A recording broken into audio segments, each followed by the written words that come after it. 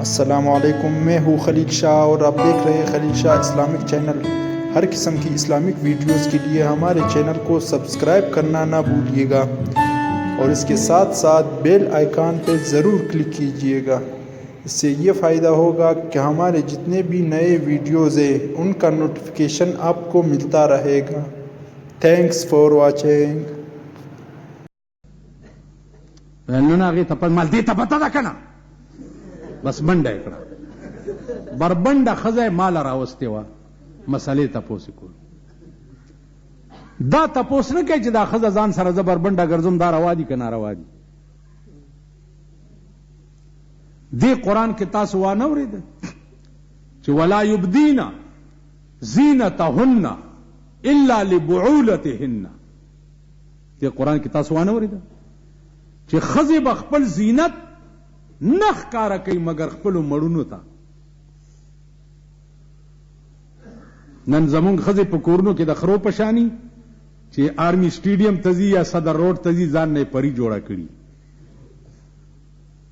دا څه ملک دی دا څه وطن دی دا د ښځو ازادي اوس په پولیس کې ښځې برتي کېږي انشاءاللہ ډبګرۍ کې به هم جینکۍ وګورئ پتلون بیا چولی تانیدارې به وي ښځې په پولیس کې برتي کېږي بینکونو کې ښځې ټلیفون کې ښځې اندازه کوه یو کوچی ته ښځې رالی ویل مبارک سه ویل ولې ویل آباد ملک سه ویل قیامت سه وی چې ولې وی سړي ټول خلاص شو چې د ما با ملک سه سړی پاتې نشو نن سړی نشته چې ښځې به په پولیس کې برتي کېږي دا مسله هم چېرته مفتي صاحب نه تپوس کړی ده چې ښځې ته خط ښودل جایز دي تپوس هم کړی دی ښځې ته خط ښودل جایز دي خبره دا ده ثوابونه په خپل ځای دي ثوابونه یو لیونی ما پسې راغلی ما ته بجلیګر ملا ته تبر ورسره و څادر نه یې راوویستو اوس داسې ظالم تبر و که نه و سړی هم داسې کټی غوندې و ما ته ویل ثوابی نه راغلی ما بجلیګر ملا ته یې ماشوم زه یم ویل لوی لوی چغې چې وهې ته یې مال زه یم ویل دا تبر ګوري کیمه به دې کم په دې تبر که د جنت نوم دې واغستو نو په دې تبر به دې کیمه کړه د جنت نوم دې خلکو له خدای جنت ورکوي د جنت نوم بنالي او په دوزخ کې مې ښه سیخوالی دی خلک ورته راتیاروه چې راځي ښه مې اور تازه کړی دی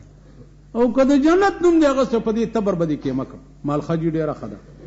مال چې اوس لاړ شي رښتیا را باندې ګزارو دې خوا وګورئ ما ته مولانا عبدالمعبود صاحب 163 سال عمر کې وفات شو په سن 84 کې 163 سال دته دا علم و چې ادیرې ته به ودرېدو مراقبه به وکړه نو دته به دا پته لګېده چې د مړو باندې لاندې څه حال دی دې ته کشف قبور وایي خاص اولیاء او بزرگانو ته دا علم خدای پاک ورکوي ما ورته وایي چې جی د یو قبر کشف ما ته موکه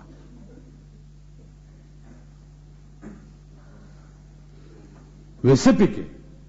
ما لسې ګورم وی راځه اوس د شپې 10 بجې دي دا ټایم دې علاقې ستاسو د علاقې کې یوه دیره وه هغې له یې راوویستم چې راویویستم چې مراقبه یې داسې وکړه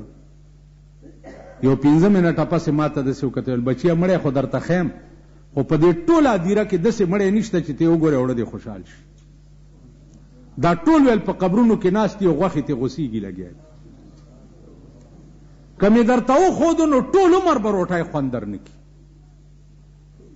ته یو منډه باندې کور ته ورسېدم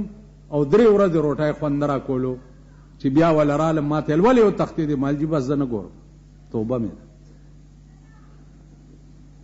تاسو پوه شو په خبره. مولانا احمد علی لاهوری رحمت الله علیه دا کوړی نه مې راوستو د بالا ماڼۍ د بنوري صاحب ځای ته، په لاره مې تې تپوسونه کول، پلانی په قبر کې سال دی، د پلانی سال دی، د پلانی سال دی، د پلانی سال. د یو تپوس میں تیو کو مالداغ پہ قبر کے سال دے ویل، وہ قبر میں پکوڑے کی طرح تل رہا ہے، پکوڑے کی طرح. دا ڈاکٹر اقبال تپوس میں تیو کو معلوم کی کیا حالت ہے قبر میں، آپ تو لاہور میں رہتے ہیں، ان کے زیارت پہ گئے ہوں گے. ماتوے ڈاکٹر اقبال کی حالت قبر میں اچھی ہے، خدا جانے ان کی کون سی ادا اللہ کو پسند آئی ہے. عزیزانو دا د دنیا خبرې درته کوم، په دې سترګو مې لیدلې ما رحمان بابا، ما یو 315 کاله پس دا قبر چې په فټ کېدو څه وخت کې دا د سنگ مرمرو چې ورپسې راغلی د کابل نه، دا چې په فټ کېدو په دغه ورځ زه هلته وم. هغه کندې ته کوشم او په جبل مې د لاحت سایډ والو، عین په دې مخ باندې ورسوری شو. چې ورسوری شو چې ګورم دننه مړی پروت دی. اګلکار ما ته وایي چې انکو کې راته وایي چې کی ته بیړه تباه ہوئی ادھرو. ما هغه ته ویل بال تو بھی تلیا، تو بھی تلیا. هغه م راټوپ کو کندې ته، ورپسې یو مزدور هم راټوپ کو. ما هغې ته وایي چې تسی میں ہاتھ تے پیر نو پکڑو، مال زما د لاس وخت په ونیسئ او میں ہاتھ اندر کرنا، ہاتھ مارنا ستے، اگر منو مردہ پکڑے تو تسی منو چکلاو. مال دا مړی مې ونیسي چېرته که هغې زما د لاس په کلک ونیوه او ما لاس ور دننه کو. 15 منټه مې په لاس ووالو، په دې شونډو، په دې غاښونو، دا سترګه مې ورته کولاو کړه، پوزه، مخ، ګیره، د شویکړې خامتا کفن دی،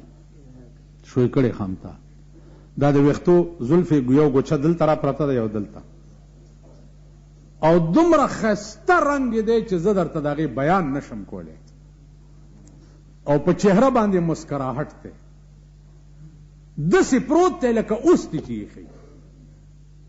پاس مې چې رو ختمه سن مې وکتو نو 115 کاله شي، 315 کاله شي. نو دا شعر رایاد شو چې تر قیامته به ثابت لحد کې پروت وي چې څوک یون کاندي په لار د درویشانو. تر قیامت به ثابت لحد کی پروت وی چې څوک یون کاندي په لار د درویشانو. د قارون و حال ته ګوره حال څه شو، راشه مه کوه انکار د درویشانو. پارچا چې د غضب لنده کی خخه، خطا نه درومي گزار د درویشانو. چې په یو قدم تر عرشه پورې رسی، ما لیدلی دی رفتار د درویشانو. درس دیوان د رحمان زار تر دې غزل شه چې بیان یې کړو کردار د درویشانو.